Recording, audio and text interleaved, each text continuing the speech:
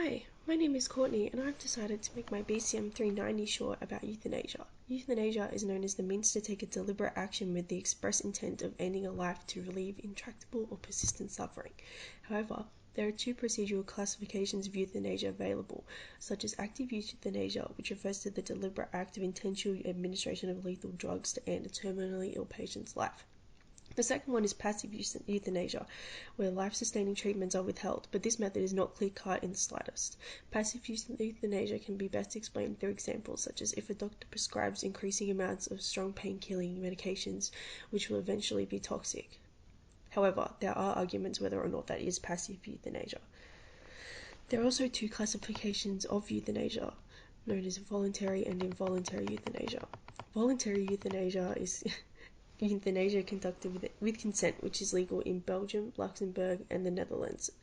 It is also legal in two United States, they're Oregon and Washington.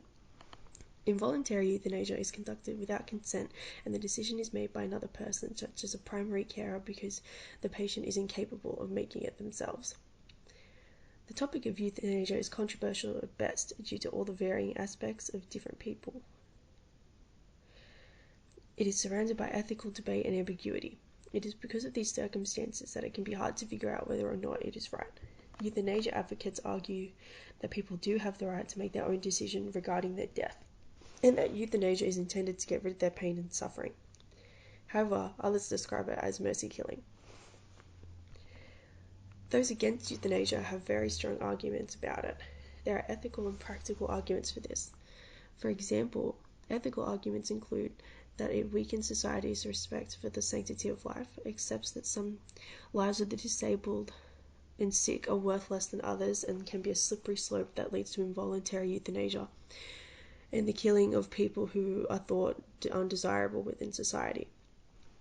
Practical arguments for being against euthanasia include that there's no way to properly regulate euthanasia if there is proper palliative care being done. There's no need for euthanasia, and allowing euthanasia to be within our society will lead to less good care for the terminally ill.